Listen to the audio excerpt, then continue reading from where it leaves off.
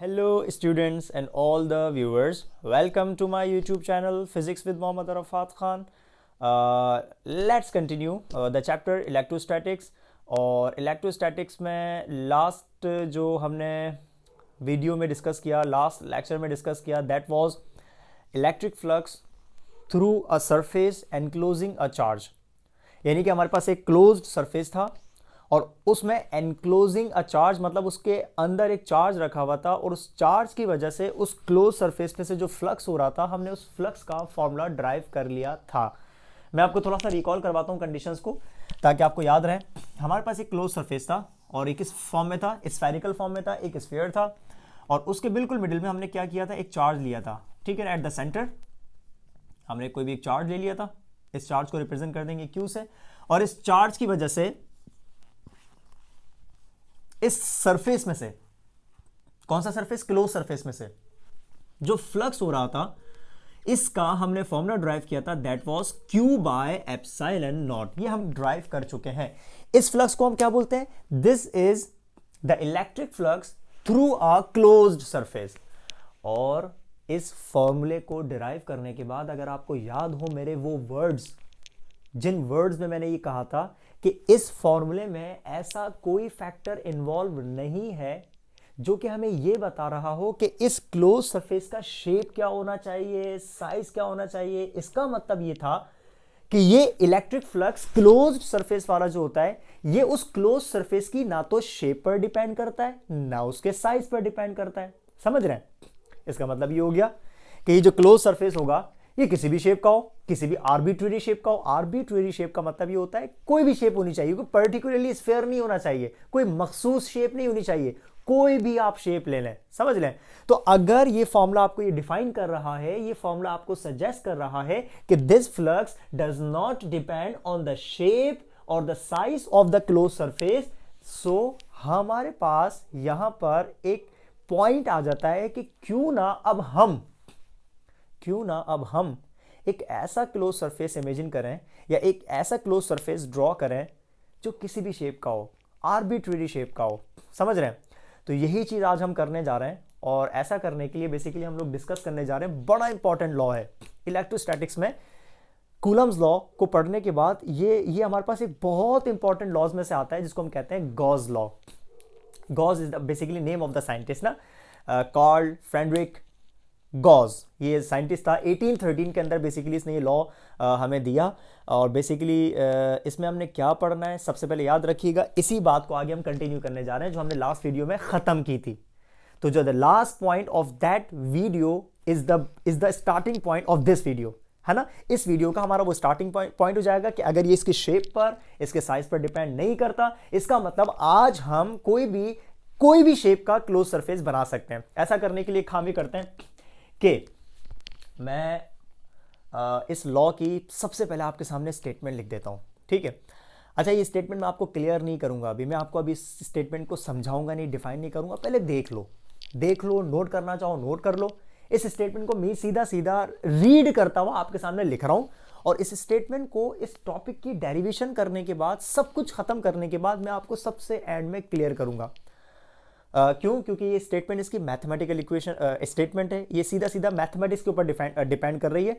तो जब एंड में मैं आपकी स्टेटमेंट को क्लियर कर रहा हूँ तो आप बोलेंगे सर कमाल हो गया, जो स्टेटमेंट हमें समझ नहीं आ रही थी कि क्या लिखी हुई है, वो आपने एंड में इतनी ज़बरदस्त तरीके से हमारे सामने खोल कर रख दी कि अब ये स्टेटमेंट हमें मुश्किल नहीं लग रही, बल्कि ऐसा लग रहा है सबसे आसान स्टेटमेंट है ही यही। समझ रहे हैं? तो एक काम ही करते हैं, सबसे पहले एक काम ही करता हूं, मैं इसकी स्टेटमेंट लिख देता हूं, and that statement is what, इस लॉ की स्टेटमेंट विदाउट डिफाइनिंग। मैं इसको डिफाइन नहीं करूंगा, मैं इसको क्लियर नहीं करूंगा अभी फिलहाल, सबसे एंड में क्लियर करूंगा। गॉस लॉ की स्टेटमेंट क्या है? The net electric flux through a closed surface is 1 by epsilon naught times the net charge enclosed by that surface, that closed surface, मैं पूरा लिख देता हूं, that closed surface। ये आ गई स्टेटमेंट गॉस लॉ की, जो कि फिलहाल मैं आपको एक्सप्लेन नहीं करने वाला। हम पहले टोटल फोकस करेंगे इस टॉपिक की डेरिवेशन के ऊपर। और डेरिवेशन हम कहां से स्टार्ट करेंगे? हमें एक सरफेस चाहिए, हमें एक क्लोज सरफेस चाहिए आज भी, लेकिन वो सरफेस क्लोज सरफेस स्फीयर नहीं होना चाहिए, वो सरफेस किसी भी शेप का होना चाहिए। इसको हम कहते हैं आर्बिट्रेरी शेप का होना चाहिए। ठीक है, तो एक काम ही करते हैं, मैं यहां पर एक सरफेस को बना देता हूं। लेट्स सपोज हमारे पास एक सरफेस आ गया, ये रहा। ठीक है, ये एक सरफेस आ गया।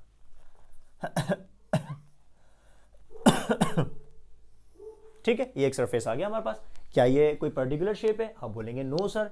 क्या ये स्फीयर है? क्या ये ओवल है? क्या ये कोई पर्टिकुलर शेप नहीं है, आर्बिट्रेरी। मैंने बस मार्कर स्टार्ट किया और बस बना दिया, जैसे भी बना मुझसे बना दिया। मैंने इसको कहूंगा this is an arbitrary shape, किसी भी शेप का है, लेकिन है क्लोज, है क्लोज मतलब बंद है। ठीक है, अब इस बंद सरफेस में हमें क्या चाहिए? चार्ज चाहिए। भाई उस दिन हमने एक चार्ज को डिस्कस किया था, क्योंकि स्फीयर था, स्फीयर के बीच में आपने एक चार्ज रख दिया था। अब क्योंकि ये एक आर्बिट्रेरी शेप है तो इसका कोई सेंटर आप नहीं बोलोगे इसका सेंटर है, तो अब हम यहां पर एक चेंज और करते हैं। वो क्या? हम यहां पर एक चार्ज यूज नहीं करेंगे, बल्कि we use the number of charges. ठीक है, अब हम क्या करने जा रहे हैं? हम यहां पर चार्जेस को पुट करने जा रहे हैं। लेट्स सपोज ये आ गया हमारे पास एक चार्ज, इसको हम कह देंगे Q1। ठीक है, ये आ गया हमारे पास दूसरा चार्ज, इसको हम कह देंगे Q2। ठीक है, ये आ गया हमारे पास थर्ड चार्ज, इसको हम कह देंगे Q3। ये आ गया हमारे पास फोर्थ चार्ज, इसको हम कह देंगे Q। अच्छा, फोर्थ चार्ज है, फिर फिफ्थ चार्ज होगा, तो फिर सिक्स्थ चार्ज होगा। हमारे पास बहुत सारे चार्जेस हैं जो कि इस सरफेस के अंदर बंद है। ठीक है, एनक्लोज्ड है, तो हमें नहीं पता कि हमने इसके अंदर कितने चार्जेस हैं, तो हम बोलेंगे n चार्जेस। तो मैं इसको कह देता हूं nth चार्ज, यानी कि Qn up to Qn, n charges हमारे पास मौजूद हैं जो कि इस क्लोज सरफेस के अंदर मौजूद हैं। अब देखें हमने क्या किया, दो चेंजिंग्स करी इस टॉपिक में। जो हमने पढ़ा था प्रीवियस टॉपिक में, सबसे पहली बात वहां पर स्फीयर था, अब हमने ले लिया क्लोज सरफेस आर्बिट्रेरी शेप का। पहला चेंज, पहला डिफरेंस आ गया। दूसरा डिफरेंस क्या? इस क्लोज सरफेस में था एक चार्ज, तो हमने यहां पर एक चार्ज नहीं लिया, बल्कि यहां पर n चार्जेस एनक्लोज कर दिया। अब हमें क्या करना है? इस क्लोज सरफेस में कितना फ्लक्स हो रहा है, इस टोटल फ्लक्स को हमें कैलकुलेट करना है। ठीक है, अब ऐसा करने के लिए हमें पता है क्या करना होगा। देखें हमने जो फॉर्मूला ड्राइव किया हुआ ये वाला, ठीक है, इस फॉर्मूले को हमें यहां पर अप्लाई करने के लिए हर एक चार्ज के सराउंडिंग में एक सरफेस को इमेजिन करना होगा। ठीक है, और उस सरफेस को, जिस सरफेस को हम इमेजिन करने जा रहे हैं, उस सरफेस को हम पता है क्या बोलेंगे? Gaussian surface. ये देखें मैं आपको यहां पर सरफेस इमेजिन करके दिखाऊं। लेट्स सपोज ये चार्ज नंबर 1 है, इस चार्ज नंबर 1 के सराउंडिंग में ये देखें ब्लैक मार्कर से मैं यहां पर एक सरफेस बना रहा हूं क्लोज, ये मैंने इमेजिन कर लिया। इसी तरीके से इस Q2 के सराउंडिंग में आप इमेजिनरी एक सरफेस बनाते हैं, ये देखें ये आपने इमेजिन कर लिया। इसी तरीके से Q3 के सराउंडिंग में आप सरफेस बनाते हैं इमेजिनरी सरफेस, ये आपने इमेजिन कर लिया। ये आ गया Qn और इसके सराउंडिंग में आपने ये सरफेस इमेजिन कर लिया। अब आप नोट करें, आपने हर एक चार्ट के सराउंडिंग में एक क्लोज सरफेस को इमेजिन कर लिया। तो ये जितने भी क्लोज सरफेसेस आपने इमेजिन किए, इनको हम कहते हैं गॉसियन सरफेसेस। क्यों? क्योंकि आप लॉ जो पढ़ रहे हैं वो गॉस लॉ है। तो इन सरफेसेस को, the surfaces which we imagined around an electric charge is called Gaussian surface. और गॉसियन सरफेस कुछ नहीं होता, ये एक इमेजिनरी सरफेस होता है। मैं आपको गॉसियन सरफेस की डेफिनेशन बता रहा हूं। ये एक इमेजिनरी सरफेस होता है जिसका काम, मतलब आप उस पॉइंट पर गॉसियन सरफेस इमेजिन करते हैं जहां पर आपने इलेक्ट्रिक फ्लक्स फाइंड करना होता है या इलेक्ट्रिक इंटेंसिटी कैलकुलेट करनी होती है। ठीक है, तो आपने यहां पर गॉसियन सरफेसेस को इमेजिन कर लिया। अब आप नोट करें, हर एक चार्ज की वजह से इन गॉसियन सरफेस में से क्या हो रहा होगा? फ्लक्स हो रहा होगा। आप बोलेंगे हाँ भाई ये चार्ज है तो यहां पर क्या हो रहा होगा? फ्लक्स हो रहा होगा, फ्लक्स। ठीक है, फ्लक्स फ्लक्स, ये आ गया फ्लक्स। इसी तरीके से ये भी चार्ज है तो इस चार्ज की वजह से भी क्या हो रहा होगा? फ्लक्स हो रहा होगा। ठीक है ना, फ्लक्स हो रहा है, इलेक्ट्रिक फ्लक्स हो रहा है। इसी तरीके से इस चार्ज की वजह से भी इस सरफेस में से फ्लक्स होगा, इस चार्ज की वजह से भी इस सरफेस में फ्लक्स हो रहा होगा। और ये जितने भी फ्लक्स हो रहे हैं, ये वाला फ्लक्स है ड्यू टू Q1, ये वाला फ्लक्स है ड्यू टू Q2, ये वाला फ्लक्स है ड्यू टू Q3, ये जितने भी फ्लक्स हो रहे हैं, इन तमाम फ्लक्स के हमारे पास फॉर्मूला मौजूद है। और वो फॉर्मूला कौन सा है? ये वाला। यानी कि अगर मुझे इस सरफेस का फ्लक्स फाइंड करना हो तो मैं फॉर्मूला क्या अप्लाई करूंगा? Q upon epsilon not. इसका फाइंड करना हो तो फॉर्मूला क्या अप्लाई करूंगा, Q अपॉन एप्सिलॉन नॉट। इसका फाइंड करना हो तो क्या अप्लाई करूंगा, again Q upon epsilon not. क्यों, क्योंकि ये जो आपने इमेजिन किया हुआ है ये भी तो क्लोज सरफेस है, ठीक है ना, और ये सरफेस कौन सी वाली, स्फेरिकल है, तो इसका फॉर्मूला हमारे पास ऑलरेडी मौजूद है, तो वो फॉर्मूला क्या हो जाएगा, Q अपॉन एप्सिलॉन नॉट, ठीक है। और अगर मुझे यहां पर जितने भी चार्जेस की वजह से जितना भी टोटल फ्लक्स हो रहा हो, इसको हम कहते हैं नेट फ्लक्स। नेट फ्लक्स, ये सारे के सारे फ्लक्स कहां हो रहा है, ये सारा का सारा फ्लक्स इस क्लोज सरफेस में हो रहा है। तो अगर मैं इस क्लोज्ड सरफेस का कौन से वाले आर्बिट्रेरी शेप का टोटल फ्लक्स फाइंड करना चाहूं तो मैं क्या करूंगा, इन तमाम फ्लक्सेस को प्लस कर लूंगा। तो in order to calculate the net flux through an arbitrary shape, इस आर्बिट्रेरी शेप का टोटल फ्लक्स फाइंड करने के लिए आपने इन तमाम फ्लक्स को क्या करना होगा, प्लस करना होगा। मैं इस वाले फ्लक्स को कह दूंगा this is phi1, this phi1 is due to the charge number q1, this will be the phi2 due to q2, this will be phi3 due to q3 and this will be phi n up to phi n due to qn, ठीक है। तो मैं यहां पर लिख भी देता हूं, हाँ भाई यहां पर जो यहां पर फ्लक्स हो रहा है, ये फ्लक्स कौन सा हो रहा है, इसको हम कह दूंगा phi1। ये जो फ्लक्स हो रहा है इसको मैं क्या कह दूंगा, phi2। ये जो फ्लक्स हो रहा है इसको मैं कह दूंगा phi3 और इसको हम कह देंगे phi n, ठीक है ना। फ्लक्स हर जगह हो रहा है, दिस इज फ्लक्स, है ना, फ्लक्स। इसी तरीके से फ्लक्स इसका भी हो रहा है, फ्लक्स, ये लक्स नहीं बोला मैं, इसको मैं कह रहा हूं फ्लक्स, है ना। अब एक काम ये करते हैं, टोटल फ्लक्स को फाइंड करने के लिए हम तमाम फ्लक्स को प्लस कर लेते हैं। चलें भाई, डेरिवेशन को स्टार्ट करने जा रहे हैं हम लोग। गॉस लॉ की डेरिवेशन स्टार्ट हो गई है।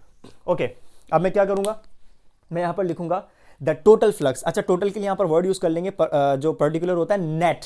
The net electric flux through the closed surface,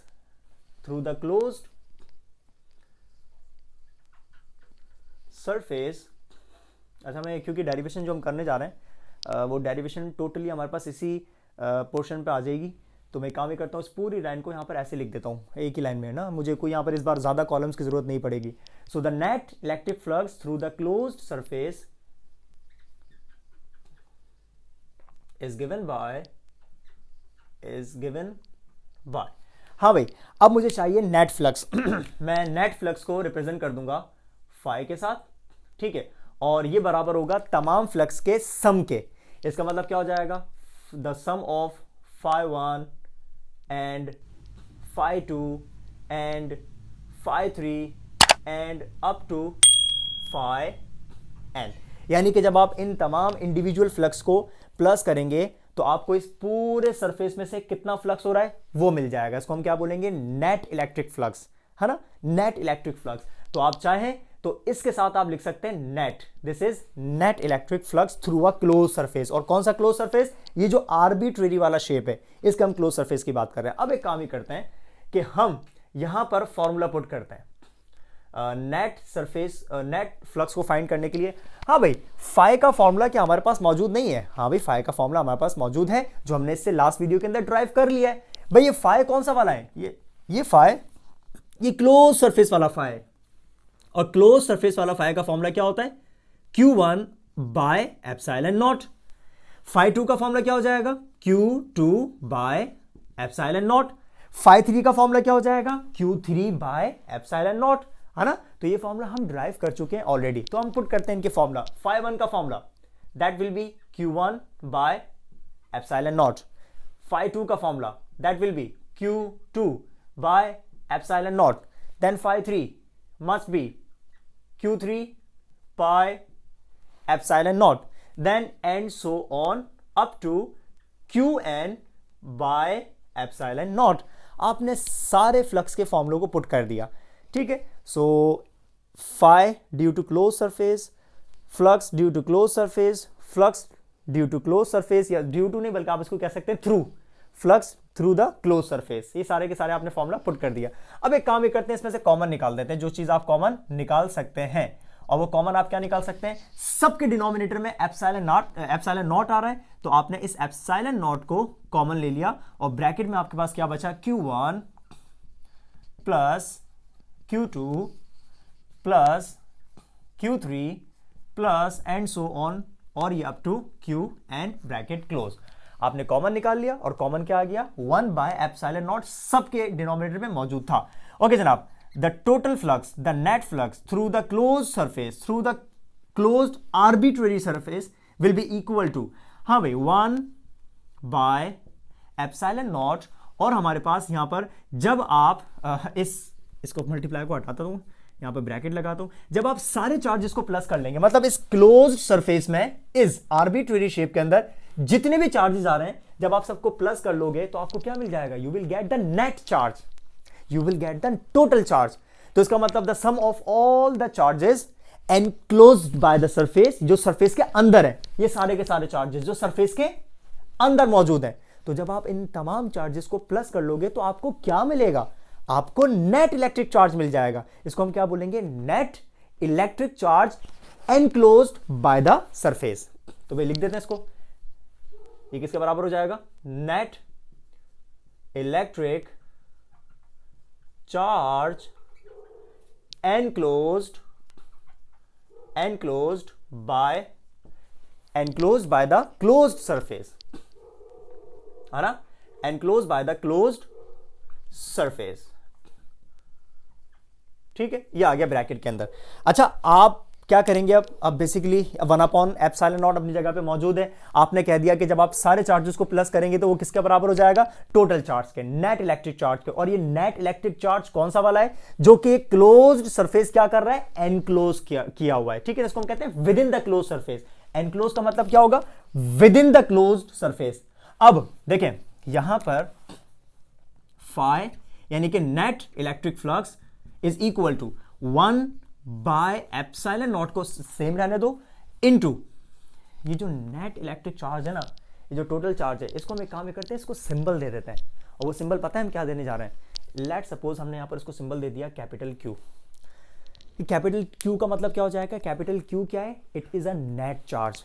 individual charge की आप बात करेंगे तो Q1 है, तो Q2 है, तो Q3 है, और इन तमाम का सम जो आपको टोटल चार्ज दे रहा है, नेट चार्ज दे रहा है, उसको हमने किस सिंबल से रिप्रेजेंट कर दिया, उसको हमने कैपिटल Q के साथ रिप्रेजेंट कर दिया। अब मेरे साथ साथ रीड करिएगा, ये देखें, मैं सबसे पहले इसको कर देता हूं बॉक्स में, क्योंकि हमारा फॉर्मूला ड्राइव हो चुका है। अब इसको मैं आपको डिस्कस करके बताता हूं। What is this, this is the net electric flux through the close surface.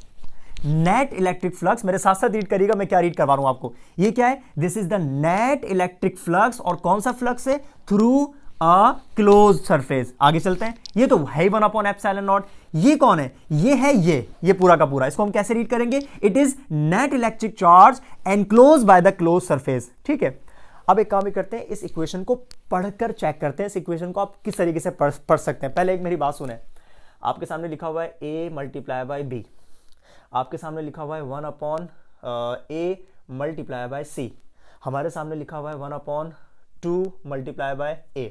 अब रीड करके चेक करते हैं। देखो इसको हम कैसे रीड करेंगे, a मल्टीप्लाई बाय b, है ना, इसका तरीका एक और रीड करने का, इसको हम बोल सकते हैं a टाइम्स b, बोल सकते हैं। मल्टीप्लाई का मतलब क्या होता है, टाइम्स, कितना गुना है, तो इसको हम क्या बोलेंगे, a टाइम्स b। इसको हम कैसे बोलेंगे, 1 ओवर a टाइम्स c। इसको हम कैसे बोलेंगे, 1 अपॉन 2 टाइम्स a। इसको कैसे बोलेंगे, 1 upon epsilon not times q, है ना। अब इसको एक काम करते हैं, पूरे को रीड करते हैं इनके नेम्स के साथ, देखें कैसे रीड करेंगे, गौर से सुनिएगा। The net electric flux through a closed surface is 1 upon epsilon not times the net electric charge enclosed by the surface. अब जो मैंने पढ़कर दिखाया, इस स्टेटमेंट को चेक कर लो क्या लिखा हुआ है, पढ़ो, मैं थोड़ी देर रुक रहा हूं, आप लोग पढ़ें, अपने अपने दिल के अंदर पढ़ें कि ये वाली कंडीशन जो आपको मैंने लिखवाई, क्या वो कंडीशन इस वाले फॉर्मूले को डिफाइन कर रही है या नहीं कर रही। मैं होल्ड कर रहा हूं, पढ़ें आप लोग।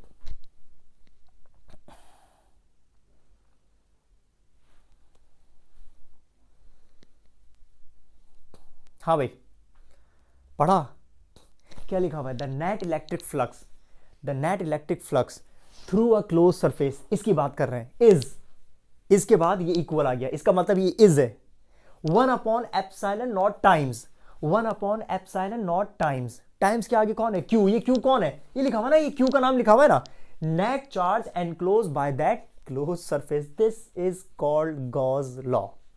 ये गॉस लॉ कुछ नहीं है। ये स्टेटमेंट क्या है, कुछ नहीं है स्टेटमेंट, ये मैथमेटिकल फॉर्मूले को डिफाइन कर रही है, ये मैथमेटिकल फॉर्मूले को डिफाइन कर रही है। यानी कि जब भी क्लोज्ड सरफेस में फ्लक्स फाइंड करोगे वो सिर्फ और सिर्फ दो चीजों के बराबर आएगा। वो दो चीजें क्या है, magnitude of the charge and the medium, इसके अलावा कुछ नहीं। यानी कि अब आप नोट करो, जब हमने पर्टिकुलरली स्फीयर का फॉर्मूला ड्राइव किया था वो भी यही था, Q/ε0, और जब हमने आर्बिट्रेरी शेप का डिफाइन किया तो भी तो सेम आ गया। अब आप नोट करो कि अगर ये शेप पर डिपेंड करता होता तो आज आपको दोबारा से ये फॉर्मूला नहीं मिलता। इसी फॉर्मूले को आप इस तरीके से भी करके लिख सकते हैं, ये देखें, इसी फॉर्मूले को आप इस तरीके से भी करके लिख सकते हैं। कैसे, फाई यानी कि net electric flux is equal to Q/ε0। देख लें, नोट कर लें। तो भाई हमने शेप चेंज कर दिया, हमने नंबर ऑफ चार्जेस को चेंज कर दिया, उसके बावजूद फॉर्मूले के ऊपर कोई फर्क नहीं पड़ा। इसका मतलब क्लोज सरफेस वाला जो फ्लक्स होता है वो शेप पर डिपेंड नहीं करता, वो साइज पर डिपेंड नहीं करता, वो सिर्फ और सिर्फ डिपेंड करता है किसके ऊपर, magnitude of the charge and the medium. तो ये छोटी सी डेरिवेशन थी किसकी, गॉस लॉ की। स्टूडेंट्स घबराते हैं, समझ नहीं आती कि डेरिवेशन क्या है, क्या स्टेटमेंट लिखी हुई है, इसको हम कैसे याद करेंगे। तो भाई स्टेटमेंट बाद में आइए, स्टेटमेंट से पहले ये फॉर्मूला मौजूद है, समझ रहे हैं। पहले आप ये डेरिवेशन करो, डेरिवेशन करने के बाद ये फॉर्मूला बनाओ, इस फॉर्मूले को पढ़ो। कैसे पढ़ो, ऐसे नहीं phi is equal to 1/ε0 multiply by, क्यों नहीं, पढ़ने का मतलब इनके नेम्स लेके रीड करो। इनके नेम्स लेके रीड करोगे तो स्टेटमेंट बन जाएगी। The net electric flux through a closed surface is 1/ε0 times the total charge, the net charge enclosed by that closed surface. Simple. So this is called Gauss law. उम्मीद करता हूं कि आपको गॉस लॉ बहुत अच्छे से क्लियर हो गया होगा। कोई मुश्किल बात इसमें नहीं थी, बहुत आसान सा टॉपिक था, लेकिन बहुत इंपॉर्टेंट टॉपिक है।